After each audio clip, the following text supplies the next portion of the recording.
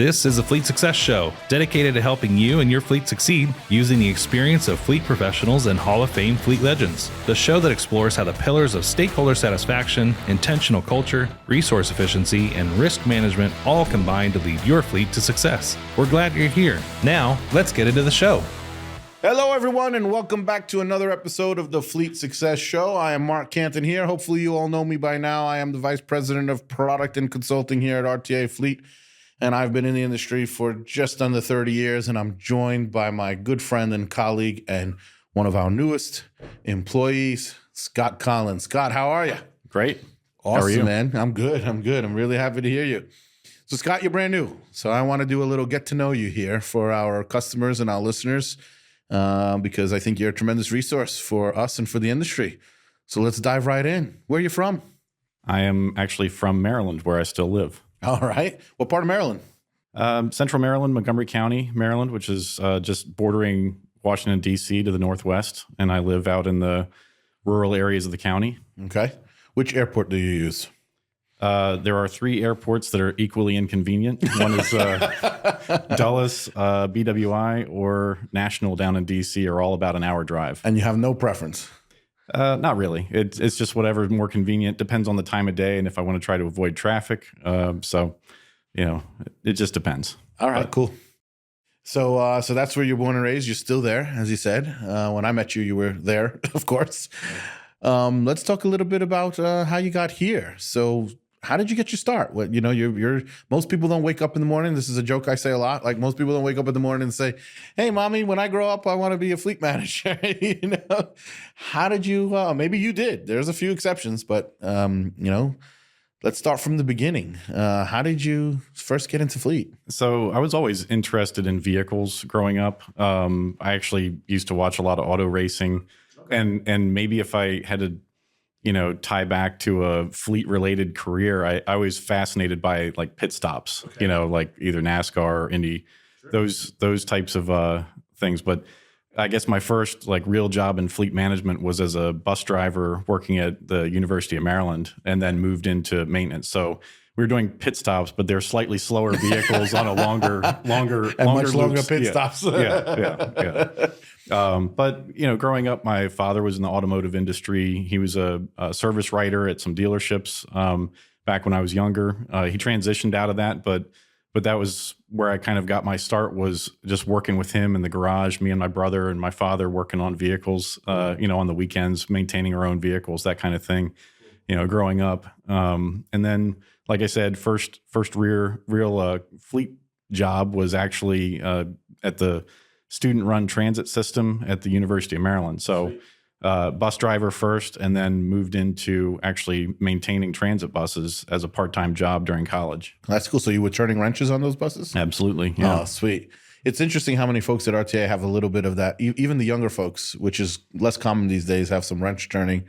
And we were just talking to Tony Bellantono, and he had a very similar story. I have a very similar story. First started out as a driver, and then got into maintenance. All right, so here you are. You're turning wrenches on these buses. What happens next? So during that time period, I was actually also in the Marine Corps Reserve.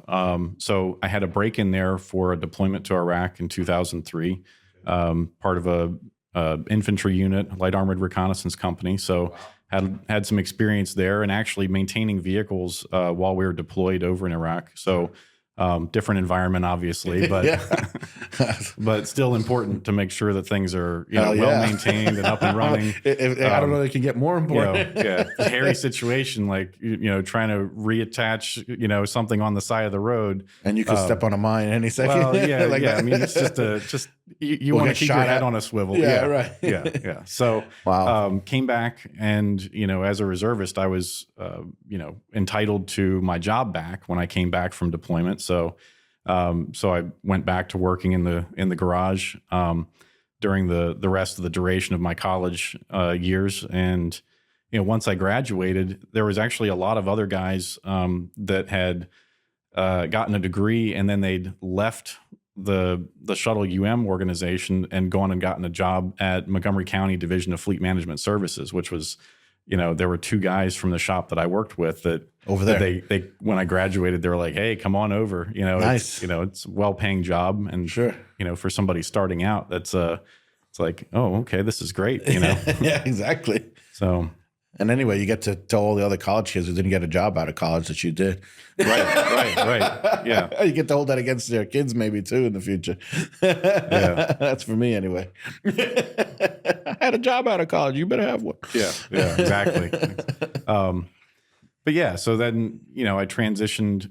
Well, one interim step there was for a while after I graduated, I did work full time at the University of Maryland, basically managing the parts room. So, Oh, cool. So there was some experience there trying to manage inventory, make sure things, you know, were restocked and replenished, dealing with warranty returns, and also trying to manage bulk fuel there as well, because we had our on-site fuel tank for refilling the buses every night. That's cool, man. I got to ask you, how much of that? So, I mean, you're a student there and you're turning wrenches. Like, that is so cool. That's like unheard of these days. How much of that, like that program was run by student versus, like you said, you got a full-time position as a part person later? Right. So it was a majority student program. I mean, there were very few, you know, full-time, like the grown-ups that were kind of supervising us college kids. So in the maintenance section specifically, there was a career fleet maintenance manager, and there was a day shift and a night shift supervisor, both career. Right. So there was, out of the maintenance section, really 3 people that were, you know, like mid-career, later career, full-time fleet people overseeing the maintenance program. I can't really speak for all the rest of the organization, but it was, I would say, 90 to 95% of the people of the headcount of the organization were all student run. That's awesome. That's cool. Good for you. University of Maryland. Keep that going. I hope that program's still alive, man. Yeah. It's still there. That's awesome. They have transitioned to having a few more headcount that are the permanent full-time, but still very, very strongly a student-run organization. That is awesome, man. We need more and more of that. There's only a couple of, you know, universities like that have a truly student-run fleet or transportation program. Fordham Rams being one of them, but that's pretty sweet, man. We need more of that because, you know, we were just talking to Tony, and one of his points was we need more young folks entering this industry. Absolutely. So, yeah. All right. So take me from there. So now you're over at Montgomery County. Right. What are you doing for them? So the job there starting off was equipment maintenance crew chief, which basically meant I was the frontline supervisor working in the transit bus garage. Okay. So, you know, transit garage there was primarily a CNG fleet, compressed natural gas. Which that's a little different. Yeah, 95. Yeah. You know what? I thought some of the older guys were messing with me when they said a bus had spark plugs. I'd never seen spark plugs in a bus, but a CNG bus does have spark plugs. But yeah, so out of that fleet, it was about 3/4 CNG, and they were kind of transitioning over from CNG to diesel to CNG. CNG, sure. Yeah. They had a huge CNG compressor station, fast fill. Wow. So that was a new thing that I'd never seen before. Sure. And all the CNG issues. I mean, there's some growing pains in the CNG industry for a while in the late 90s, early 2000s. Those, you know, and that's the era that those buses were from. Sure. So the shop was a 24/7 facility, 365, never closed. Okay. That means the transit service was also 24 or near 24 pretty hours. Much, right? Yeah. Transit service was running basically from about 4:30 a.m. until about 1 o'clock, 1:30 in the morning was the last buses coming in. So really there was only about a couple hours 3-hour time window at night Sure. where everything was off the road. Cool. So I worked on the day shift in that shop. A lot of exposure to managing vendors. Sure. You know, each shop had each shift in the shop had kind of its own role. The night shift is really just trying to get everything off the road, running repairs, turn it around, and get it back out the door. Yeah. Get it back out the door by 4 a.m. Mid shift was kind of starting the evening maintenance and getting some preventive maintenance done.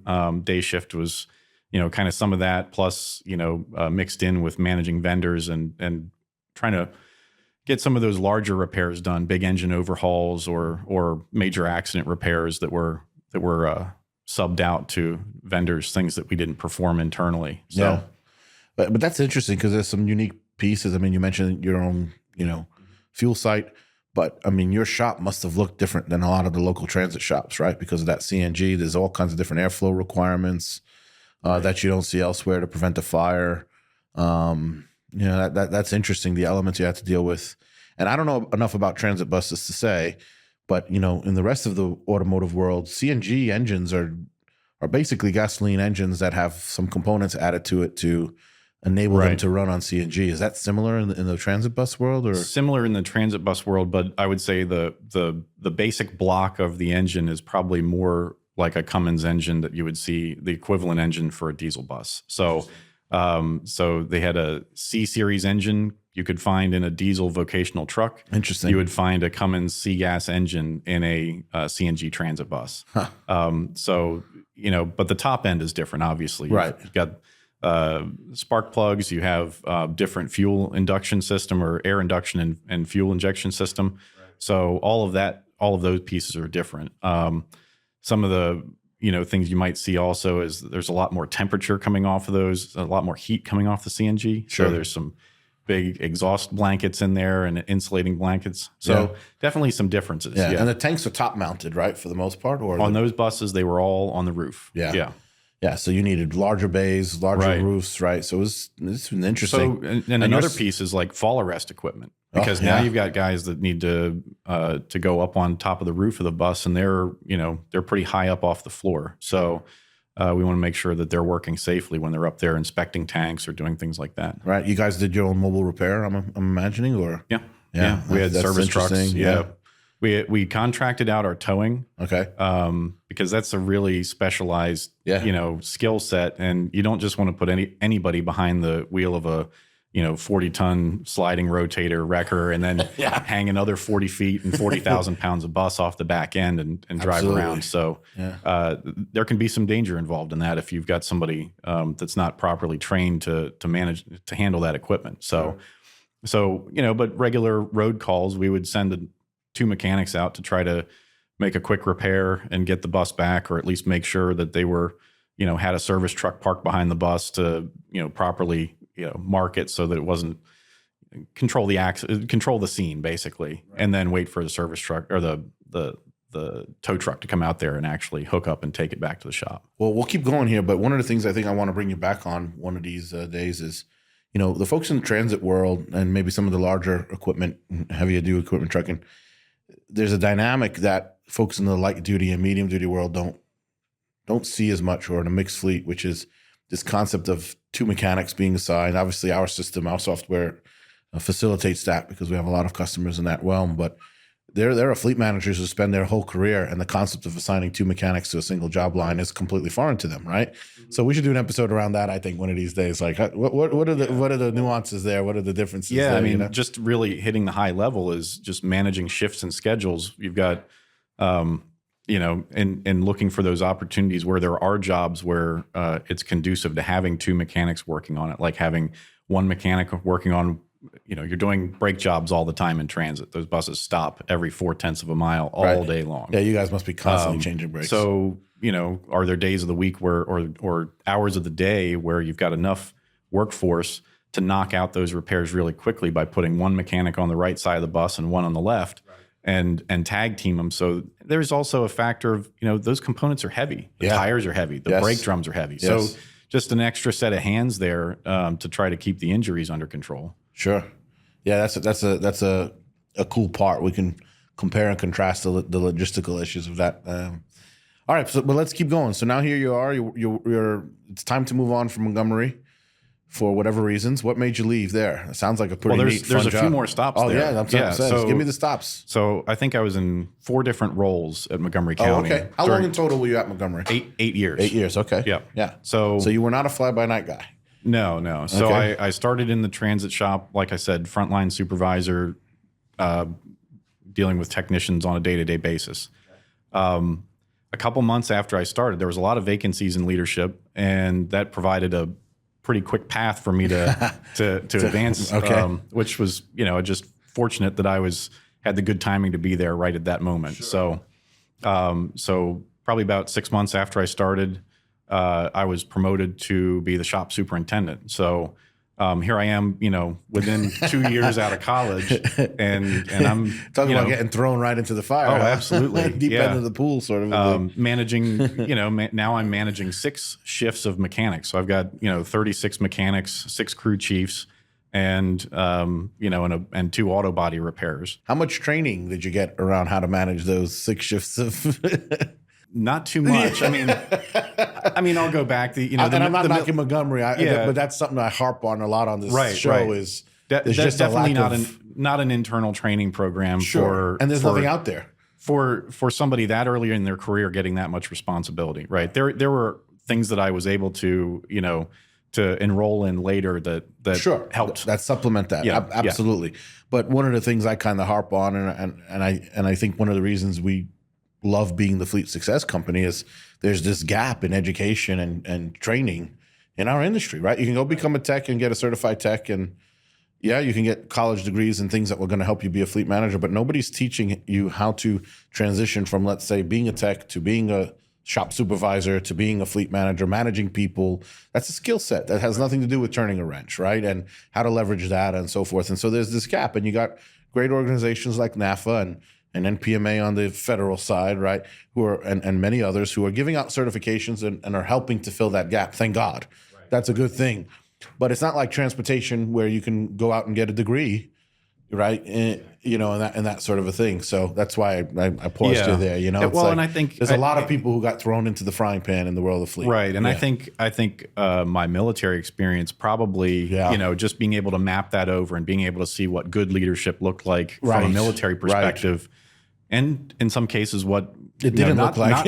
What not so good leadership looked like. Right, and it's like, I don't want to really model myself after that person. That's a great point. But this person over here is somebody that they just exude leadership. Okay. Right. So you kind of have those personas in your mind and treat people the right way. That's really, I think, what helped me to be successful in that environment was just, I think in fleet management, it's important. It's such a multidisciplinary career field that you have to pull pieces and parts. You're never going to find the one-stop shop to get all your training in one spot, right?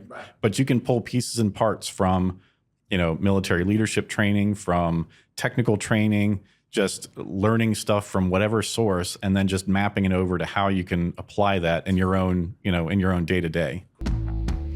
If you're looking for fleet experts and former fleet managers sharing their best practices and advice, networking opportunities with hundreds of fleet professionals, and live, hands-on training sessions and workshops designed to help you take your fleet to the next level, then you need to register for RTA Connect 2025. It's the fleet event of the year. Join us September 22nd through 26th in Las Vegas and get the tips, tricks, and tools you need to help your fleet succeed.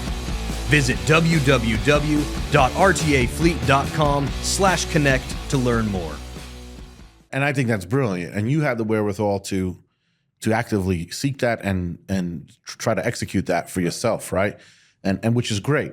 But unfortunately, I think that let me not say it that way. Let me say, I think it would be in the industry's best interest and in the individual fleet organization's best interest to stop being reliant on folks like yourselves and others who, we got a lot of great leaders in the industry who essentially took it upon themselves, right? Like we need more and more of these programs, let's say, or these tracks of this is how you're going to develop throughout industry. Every other industry has it. Right. Why don't we have it in fleet? We literally make the world go round. Why don't we have it? I feel like I'd like to make an argument that we're, if not the most, amongst the most important industries on the planet, quite literally. Right. Foundational for most organizations. Yeah. You can't do your job unless you can get from point A to point B reliably and, correct. And at an appropriate level of cost. Correct. Society literally doesn't exist. Health doesn't, like healthcare doesn't exist. Transportation. I mean, you name it, pick it, right? Okay, I'm ranting. I do that. I know. But, to that end, when you compare that with the reality of the lack of education around it, it's like mind-boggling, right? So good for you. Kudos to you. And you've done this, and you've actually taken your own experiences. We'll get to this a little later, but you've applied them and helped develop in your career. You've developed certification programs and so forth. So, somehow we have to figure this out. Come on, higher education, universities of the world, tackle this, man. Like this is when there was a shortage of nurses and healthcare practitioners in the early 2000s, right? man, all of a sudden every university on the planet was jumping on the bandwagon. Yeah, we got a nursing program, we got this program, right? And you see that throughout. For some reason, it has time immemorial skipped over our industry. And so if you're tied into the education planet and universe out there, heed my call. Right. Well, and it's important, I think, especially in like this job market right now, there's some uncertainty out there. There are a lot of fleet positions that are just vacant right now. Yeah. I mean, all over the place and all up and down the org chart, from the technician on the shop floor, frontline supervisor, and then, even the fleet manager. Lots of vacant positions out there. So definitely, if somebody's looking to make a transition into a good industry that's going to be around for a long time. Forever. Yeah. Fleet management. It's a good call. Yeah. That's a good call. And everyone you talk to who are looking for hiring people, they're struggling. The demand far outweighs supply. So if you got a little bit of talent and a little bit of hustle, boy, it's a great industry to get into, But all right, I took us away from track, but I couldn't help but point that out. So let's get back on your career path here. Let's do. Okay. So next role at Montgomery County was there was an opportunity based on there. We had 3 bus fleets there. 2 of them were in-house and one of them was outsourced. And so there was a lot of dissatisfaction with the performance of the outsourced fleet to the point that we were tasked with insourcing it back into being. Oh, that's always fun. Yeah, managed by county employees. So now, was this decision made unilaterally? Was there a study to say we think we can do it more, or was it simply a quality control issue? They were unhappy with the quality. So I think there was a quality control issue there. Okay. I think there were a lot of defects and performance issues. Service not being met, things of that nature that were occurring. Extensive documentation. A lot of this occurred over in the operations side. We had the operations folks were managing the whole contract, and fleet wasn't really directly involved in it. Right. Right. That lack of emphasis. Right. So basically, it was operations coming to the fleet division with an issue and saying like, "Hey, you guys are doing a decent job with the transit bus program. We want to insource this outsourced fleet, and we want you guys to take it over." So that created a promotional opportunity for me. So now I was responsible for, and remember, this is very shortly after college, right? So I'm 25, 26, now I'm 27 years old, and I've got 2 24/7 transit garages in a major metropolitan area. Yeah. So a little bit of trial by fire. Yeah. And great people on the team. Thank God. Yeah, absolutely. So, I can't take all the credit or anything like that. So you learned a lot. You learned a lot. You're stopping Montgomery. Steep learning curve. Yeah, sure. Exactly. So, so I managed those 2 garages for probably the next, I'd say 3 years or 4 years. Just a lot of process improvements needed to happen. Getting our PM program dialed in, making sure that we were increasing our mean distance between failure, looking at different performance metrics to ensure that we could be successful when we were audited by the Federal Transit Administration. So that's another piece. That's an interesting element. So so folks who are not in the transit side, right, tell them about what that's about. Yeah. So so most of your transit bus fleets actually receive some money either directly from the Federal Transit Administration or indirectly through a state transit office, and you become a grant recipient or a sub-grant recipient. What does that mean? In exchange for some of those funds to help you recapitalize your fleet, you're agreeing to meet certain conditions and performance metrics. Right. So things like you have to have 80% PM completion on time. Right. And they actually come out and inspect. Which they'll is send. Which is too low, by the way. Should be 95%, but that's okay. Well, right. Well, go ahead. Nonetheless, it's a good challenge. It's a challenge when your vehicles are out on the road 16 hours a day. It is. Yeah, indeed. So, and money's hard to come by to get enough vehicles and spare ratios. Right. That's why you have this federal program to help you pay for it, right? So that the transit system in the country doesn't fall apart, right? So it's all a cyclical thing there. Yeah. So we when I got there, the fleets were underperforming, sure, and we really needed to take a hard look at how do we get our numbers up to meet those standards. Otherwise, you risk losing this money. Exactly. Got exactly. it. Yeah, they'll send you a letter. They won't send you, the fleet manager, a letter. They'll send a letter to the county executive saying we're pulling this funding unless you all. And this does happen. We've seen this happen. Exactly. Yeah. Exactly. So So that was kind of a, that was a spur to get a lot of these things under control very quickly. Good. Next role at Montgomery County was, we had a new division chief come in, one retire, a new one come in from outside the organization. And, there was a little bit of an organizational restructuring. So now all of maintenance fell under one manager, my peer. And I pivoted to focus on vehicle replacement for the entire fleet. Yeah, the asset management piece. For now, I'm adding law enforcement, heavy equipment into my. So you're essentially the county's fleet asset manager. Correct. Okay. Correct. Vehicle buying, disposal. Sure. Life cycle development. Exactly. Et cetera, right? Analytics, KPIs, dashboards, reporting, managing the fleet management information system as an administrator. Sure. So those things kind of fell into my wheelhouse at that point. So it gave me a little bit broader. I wasn't head down in transit maintenance 100% of the time anymore. So So the first part of your career is really zoned in on maintenance and repair. Right. And now it's like, okay, let's broaden this here, and we're going to manage these assets. Exactly. Yep. Okay. So I did that for a while, and then had the opportunity. So Mercury Associates was the consulting company that a lot of us have been through. Yeah. Right. So coincidentally, they were on the same, essentially. Shout at out the to other, Paul Loria. Thanks, Paul. Thanks, Paul. Essentially, they were down the street from the garage that I was working at, or the headquarters that I was working at. So they went there and did some talent poaching over there, huh?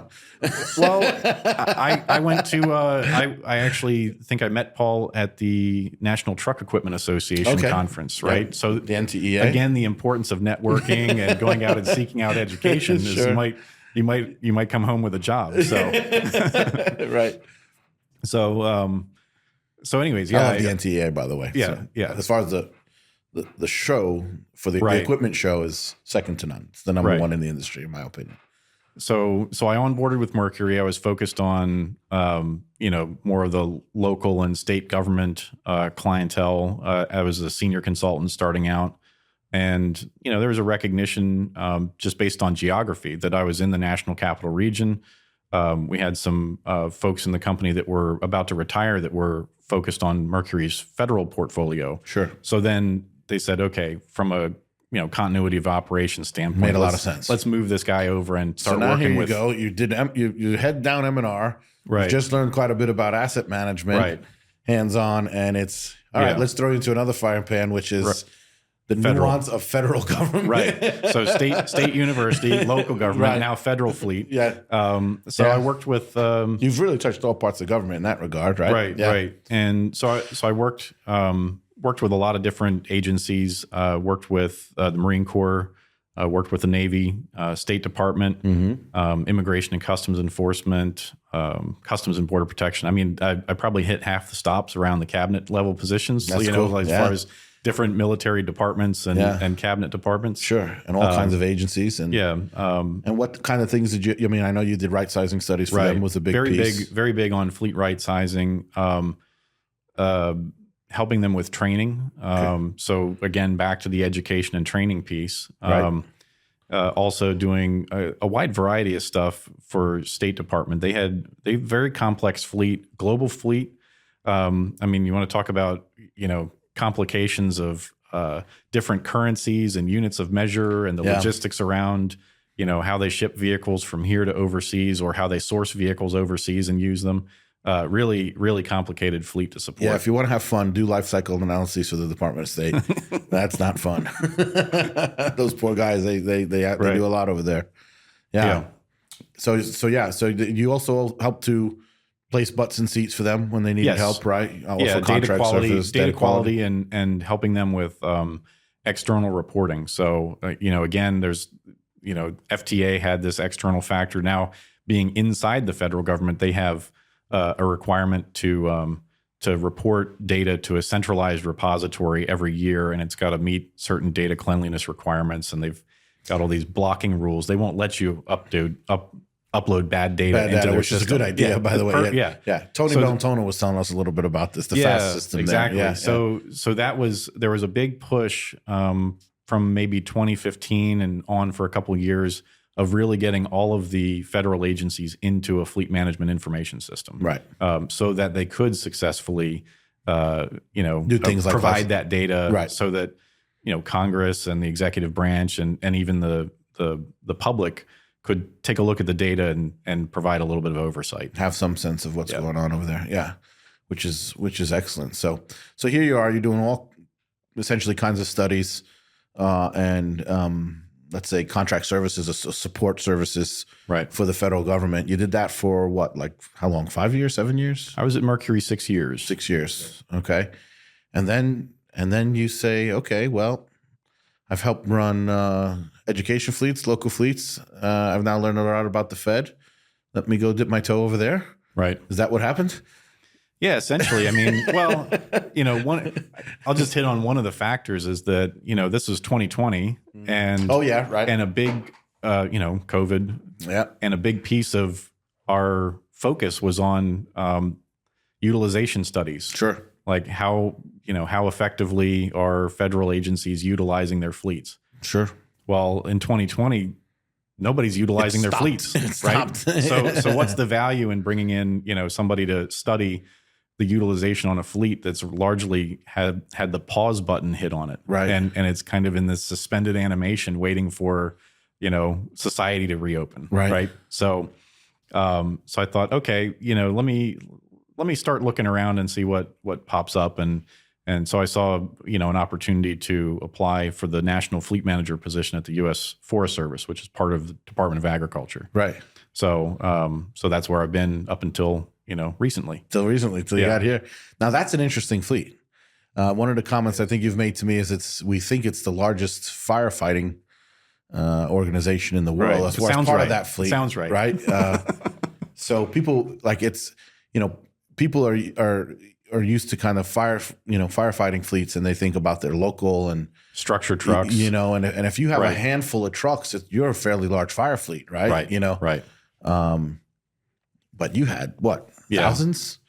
I Over 1,000? You're going to stump me. Hundreds? You're going to stump me on this, All right. but we had 3,500 of the vehicles out of our fleet were oriented to fire. Now, not all of those are engines, Right, but right. you've got a lot of command vehicles and Sure. patrol vehicles, and you've got small trucks that could go put out a campfire, Right, right. that kind of escapes the the ring, or you've got much larger trucks, Right. water tenders and big Class 8 style trucks to go put out larger fires. Right. Which is cool. And then And I say put out larger fires, it's maybe a misnomer, is like Yeah. manage larger Manage fires larger until fires, right. until there's like a weather ending event or that helps us out. Yeah. And then what's also interesting about it is these fire apparatus are different than like your local neighborhood, Right. Engines and ladders and so forth. I mean, some of these things are capable of doing significant off-road traversing there Absolutely. in Yeah. a fire truck, which I Googled this after our last conversation because I was like, I got to see what one of these things looks like. I mean, it's out of a freaking Transformers cartoon. It's awesome. It's awesome. Yeah. If you haven't seen this, you got to go look it up. I mean, Right. super cool equipment you got to Right. play with, or at least, manage from a distance at minimum, right? Exactly. So what was it like managing a fleet like that? And then also, what other than fire was it the entire forestry fleet, or was it where you just focus on fire? Tell us a little bit about that. The whole, so there's multiple missions in the USDA Forest Service. There's obviously a lot of people's exposure to the Forest Service is from a recreation standpoint. Sure. Obviously the fire element is what is pretty visible on the news. Especially with some of these events, like we Recently. saw back in January. Yeah. Yep. And then you've got other missions. A lot of research and science goes on behind managing the forests. So you've got vehicles to support those missions. You have a lot of trail maintenance and road maintenance. I think it's actually the Forest Service has more miles of road than any other single entity in the world. Is that right? Now, these roads are in varying levels of development, right? We're talking about a road could have been a logging road that was open 20 years ago to go harvest a certain area, and now it's closed, but it's still technically a road. You would have to go through and It's grown over. Anyway, but so yeah, I got you. So those kinds of things. A lot of off-road equipment Sure. in the fleet. So bulldozers, excavators. A big push is to try to essentially remove a lot of the vegetation that's overgrown in these forests, and that vegetation is now a fuel for fire. That's a risk. So Right. when they say a fuel program in the Forest Service, they're actually talking about dry brush, right? Right. So anyways, So there's a terminology piece there, but yeah, so very, very wide ranging and varied fleet. And even, we have in the program, we had boats, a huge number of boats up in Alaska in certain areas. Yep. And then I did not manage the aircraft part, but All right. they used our fleet management information system, but we weren't managing them within our program. Right. Yeah. And it was a huge organization, right? Like Right. you had 30 sort of like regional fleet managers or something like that. Yeah. So just top line numbers, about 35,000 employees, Wow. 18,000 vehicles, 5,000 pieces of equipment. Now, as far as the fleet management workforce, we're probably talking about 175 FTEs, full-time equivalents. Wow. That's a huge fleet organization. Yeah. So, and it was a matrix organization. So I had my direct staff, which were focused on key areas, like one person managing the fleet information system, one person managing telematics, one person managing the contracts we would use to buy apparatus for the whole country, Right. one person managing heavy equipment acquisitions, and fuel and fleet credit cards and things like that. 23,000 fleet credit cards also that I had to manage. Right. One for every asset, right? Right. But then you go down to the regional level. They didn't report to me. They report to their own regional leadership. Right. So you have probably about 15 regional fleet managers. Right. And then you go down to the next layer, which is the fleet manager, more the boots on the ground, the forest fleet manager. And there was about 75 or 80 of those, maybe more. Right. And an assistant foreign fleet manager. That's a challenging setup for fleet, right? I mean, Steve Salzgiver talks about it a lot. He compares and contrasts his time in Republic versus Coca-Cola. Right. And Republic used this sort of matrix system, whereas Coca-Cola, he had this, top down where fleet folks, they may have been embedded obviously regionally and locally, but it was more of a partner situation and they reported directly to him. And he, in his experience, he talks about it was a lot easier to get stuff done with that top down fleet or, situation, because obviously that in this matrix approach, they have competing priorities and you're not their boss in many cases. Correct. Right. So, I'm imagining there's some keys to that. It really relationship building's got to be huge. Stakeholder engagement. Yeah. You're right. Yeah, right. Exactly. Stakeholder satisfaction. Exactly. Right. Showing that you're essentially a support service for them. You're here to help them do their jobs better and easier and, or that sort of a thing. Exactly. So, but yeah, you have the folks at the local level who are, they're evaluated by, the local unit, the leadership of the local unit. But we're also trying to say, well, hey, but you need to hold the local unit accountable for how many vehicles they have and utilization and, very challenging, and things of that nature. So there's kind of this dual purpose. This dichotomy there. Yeah. Right. Yeah. That's tough. That sounds challenging. It is. That sounds challenging. A lot of it, you have to really focus on, coming at problems in a way where you're demonstrating that you have looked at the issue from all sides, that you're an expert in your field, and that you're providing solid and sound recommendations that you can get everybody to go along with. So there's, I really kind of see a parallel between what we do as consultants. We're not in charge of anything as a consultant, right? We're going in to evaluate and recommend and help with strategy and help with education. Right. I was doing the same thing in my role, even as the National Fleet Manager at the Forest Service. I was kind of functioning as a consultant within the organization to help the local fleets and the regional fleets be successful. Right. And their operators, obviously. Right. Yeah, exactly. Yeah, right. Which is why they exist. And then furthering the success of the organization at large. Exactly. Yeah. That's fascinating stuff. All right. We're going to move on. We're going to go to a different topic. I'm going to hit you with a couple of get to know you questions here. Okay. All right. You clearly love fleet. I'm not putting words in your mouth. I mean, is that fair? Fair enough. You've fallen in love. Me. It got you. Yeah. You got the bug. It bit you. If you're not doing fleet, what's that thing that you're doing? What do you love to do? Is it a hobby? Is it So I try to, as a fleet manager, you spend a lot of time in front of the computer. Yes. Okay. For sure. So there's a lot of data. You're getting swarmed by it. Yep. Notifications, exception reports on a day-to-day basis. So, regularly try to unplug and get away from screens. Okay. So for me, what that looks like is I'm fortunate enough to be pretty close to a national park, C&O Canal, historic park, and I can just go out, walk along the river, get some, leave the phone in the car and just go decompress. Cool. Get some get some oxygen coming off those trees, get the just get into nature. Yeah. Right? Get that airtime. Yeah. Yeah. So other than that, I like to work on my own vehicles. I like to do. You have your own fleet, don't you?